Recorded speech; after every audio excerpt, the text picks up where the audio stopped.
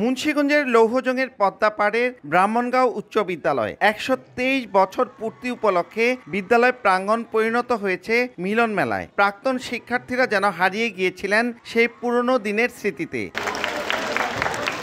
প্রাক্তন শিক্ষার্থীদের অনেকেই এখন দেশ বিদেশে নিজ নিজ ক্ষেত্রে প্রতিষ্ঠিত, আর তারাই যেন ফিরে যান সেই উচ্ছল তারুণ্য ভরা দিনগুলোতে। পুরনো সব বন্ধু আর সহপাঠীকে পরস্পর জড়িয়ে ধরে হয়েছেন আত্মহারা। ভালো লাগতেছে অনেক। আমি এখানে দেখতে পাচ্ছি যে আমার চেয়ে বয়সে অনেক বড় বয়োজ্যেষ্ঠ যারা আছে তারা স্টুডেন্ট ছিল, কেউ এক একজন এক এক পেশায় চলে গেছে, বড় বড় পেশায় চলে গেছে।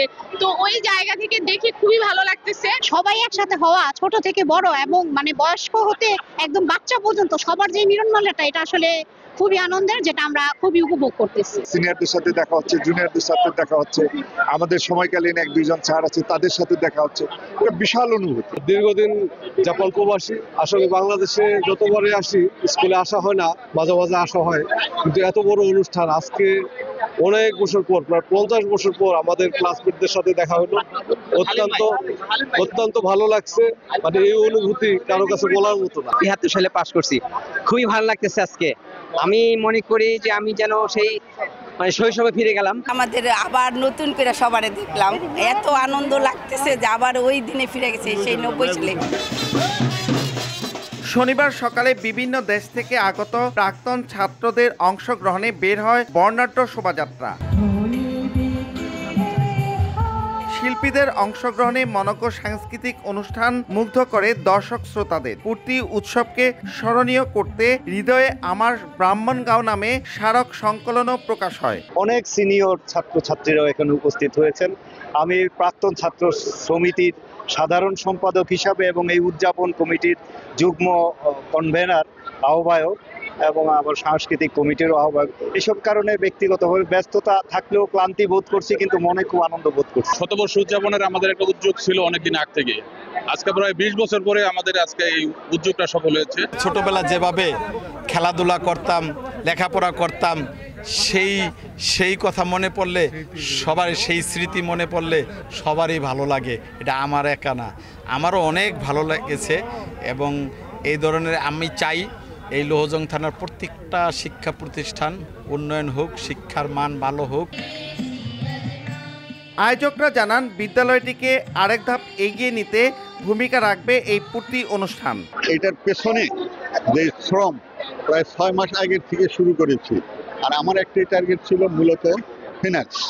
আর ফিনান্স না থাকলে যারে যেই কাজ দেয় সেই বলবে যে এটার দাও, মূল্য দাও, টাকা দাও। হ্যাঁ, এটা জোগাড় করতে আমাদের যে টার্গেট ছিল, সবাই সহযোগিতা ইনশাল্লাহ ওইটা আমাদের ফুলফিল হয়ে গেছে। আমি পরিচালনা পর্ষদে থাকা অবস্থায় এরকম একটা কার্যক্রম অংশগ্রহণ করতে পারি আর সম্পূর্ণ করতে পারি, সত্যি খুব আনন্দ। 123 বছরে আমার যত প্রাক্তন ছাত্র রয়েছে, যারা বেঁচে আছে, তারা এসেছে।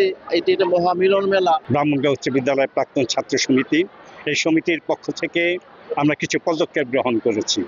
আজকের যে অনুষ্ঠান, এই অনুষ্ঠান থেকে উদ্বৃত্ত কিছু টাকা আমরা স্কুল তহবিলে দেব। সেখান থেকে আমরা কিছু ভালো শিক্ষার মান উন্নয়নের জন্য কিছু ভালো শিক্ষক নিয়োগ করব। জেলা প্রশাসক বলেন, বিদ্যালয়টির সমৃদ্ধ ইতিহাস পুনরুদ্ধারে এই আয়োজন ভূমিকা রাখবে। যারা এই অ্যাসোসিয়েশনের সাথে রিলেটেড 123 বছর পূর্তি, তারা খুব সুন্দর আয়োজন করেছেন, প্রাণের উৎসব। আমি দেখতে পাচ্ছি প্রায় 1000-এর বেশি প্রাক্তন স্টুডেন্ট এখানে রেজিস্ট্রেশন করেছেন এবং তারা সকলে মিলে আজকের এই পুনর্মিলনীতে অংশগ্রহণ করছেন।